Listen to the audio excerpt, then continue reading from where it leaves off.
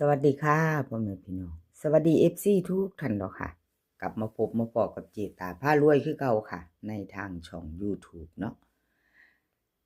กับขอบพระคุณหลายๆสำหรับบ่ว่าจะเป็น FC เก่า FC ใหม่ค่ะที่เข้ามาติดตามรับชมรับฟังทางช่องของเจตาเนาะมากดไลค์กดแชร์มาเป็นกำลังใจให้เจตากับขอบพระคุณเป็นอย่างสูงค่ะคลิปนี้เจตาก็จะวางแนวทางของฮานอยค่ะฮานอยมีทุกวันออกทุกวันเนาะค่ะ3 รอบค่ะรูด3น้อยสำหรับช่องของเจตาเนาะค่ะแล้วก็จะมี4เซียนเนาะจะมีเจตาผ้ารวยอสมใจแนวทางพ่อเก่งแล้วก็เก๋ปากแดงค่ะมี4เซียนในคลิปของฮานอยของเจตาเนาะค่ะเห็นอยู่นี่ประวัติเจตาค่ะของเจตาวันที่16เป็นของเมื่อวานนี่เนาะค่ะรูด3น้อยเจตาเข้าไปรอบนึงค่ะเข้าไป1รอบเนาะเข้าไป1รอบปกติ72104ค่ะล่าง3ตัว721ของเจตาเข้าไป12ค่ะตัวกลับตัวเน้นตัวเจาะ12ของ5น้อย21ค่ะตัวเน้นตัวเจาะของเจตาเข้าไปรอบนึงเข้าไป1รอบปกติเนาะค่ะมื้อนี้เฮามาตามไม้ไปต่อกับเจตาพารวยค่ะ FC ถ้ามีไผชอบไผจะตามต่อรูด3น้อยเนาะค่ะ3น้อยรอบแรกก็จะมีพิเศษค่ะ5:30ปกติ6:30 VIP 1:30เนาะค่ะมีทุกมื้อออกทุกมื้อค่ะ5น้อยมาไปต่อกับเจตาค่ะของเจตารูด3น้อยค่ะรูด3น้อยวิ่งรูดเจให้4กับ8ค่ะ4กับ8 2ตัวค่ะ4หาง48 49 41 40ค่ะเบิ้ล44กับ88 3ตัวค่ะ3ตัว4หาง3หาง3ตัว3หาง440 849 484ค่ะ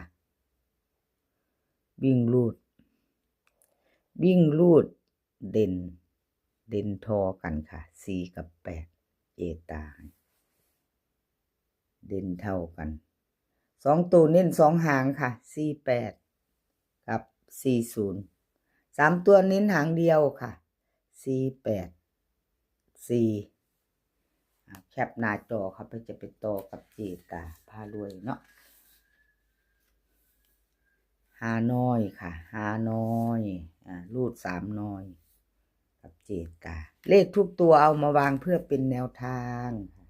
โปรดใช้วิจารณญาณในการรับชมเป็นเพียงแนวทางเนาะค่ะรับชมรับฟังมีเขามีหลุดแนวทางพ่อเก่งหลุดไปค่ะเมื่อวานนี้วันที่16เนาะของเพิ่นหลุดไปกับขอโทษขออภัยหลายๆเด้อค่ะ FC หลุด3น้อยไม่บ่เดินบ่เข้าเนาะค่ะบ่มาแนวทางพ่อเก่งกับขอโทษขออภัยแทนแนวทางพ่อเก่งเนาะค่ะ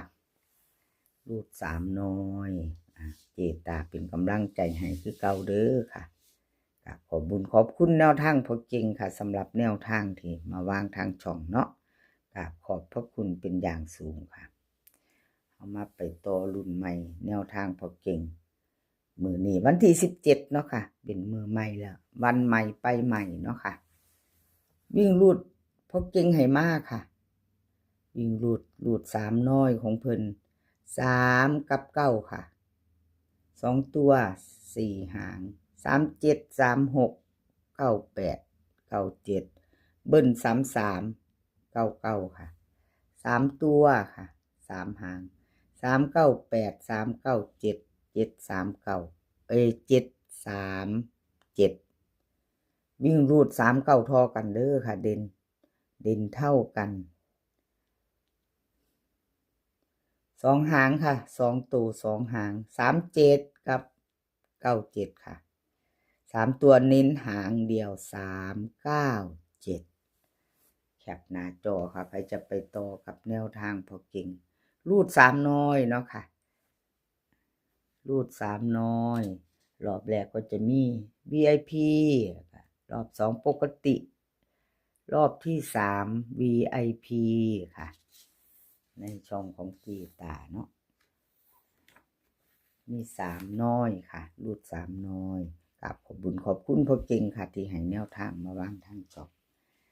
ไปต่อค่ะมาไปต่อกับเจ๊ปากแดงวันที่16เจ๊ปากแดงรุดไปเด้อค่ะ FC กับขอโทษขออภัยแทนเพิ่นเนาะค่ะแทนเจ๊ปากแดงแนวทางบ่เดินบ่เข้าเนาะไม่เดิน1รอบก็บ่เข้าค่ะพี่น้องเจ๊ปากแดงขออภัยหลายๆเป็นกำลังใจให้เด้อค่ะเจ๊ปากแดงแนวทางรุดไปค่ะมาไปใหม่ไปต่อมื้อนี้วันที่17ค่ะเจตาเป็นกำลังใจให้เจ๊ปากแดงเนาะค่ะกราบขอบบุญขอบคุณเจ๊ปากแดงให้แนวทางมาวางทางช่องเนาะค่ะให้มาตลอดกราบขอบพระคุณเป็นอย่างสูงค่ะมาลุ้นกันใหม่ค่ะมาลุ้นกันต่อมื้อแรงเนาะเจ๊ปากแดงรูดสามน้อยค่ะวิ่งรูดเจ๊ปากแดงเพิ่นให้7กับ6ค่ะ2ตัว4หาง78 79 63 62ค่ะเบิ้ล77กับ66 3ตัว3หางค่ะ763 679 787ค่ะวิ่งรูดเด่น7ล่อง6ค่ะเด่น7ตัวเดียววงกลมให้แล้วตัวเดียวค่ะ2หางค่ะ2ตัว7863ค่ะ3ตัว1หาง787แคปหน้าจอค่ะใครจะไปต่อกับจีปากแดงเนาะค่ะแคปหน้าจอแล้วไปต่อเป็นของใคร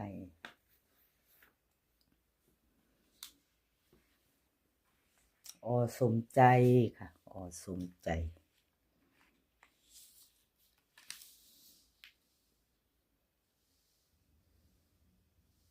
วันที่16ที่ผ่านมาค่ะสมใจเพิ่นเข่าอยู่เด้อค่ะ1รอบ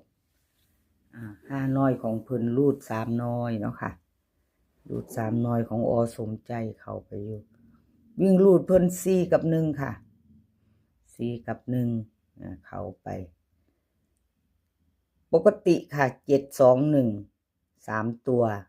รอบปกติ5น้อยหมู่บ้านปกติ72104เพิ่นเข้าไป12เนาะค่ะบน2ตัวบน5น้อยของสมใจเข้าไป1รอบค่ะเข้าไป1รอบค่ะพี่น้อง2112เนาะสมใจค่ะ FC เป็นจังใดค่ะได้ตามได้ไปน้ำเพิ่นบ่ถ้ายังบ่ได้ตามก็มาไปใหม่มื้อนี้ค่ะพิจารณาเอาเบิ่งอยู่นี่ล่ะเจตาหลายๆมื้อหลายๆหลายๆมื้อว่าติหลายๆคลิปอยู่นี่ล่ะ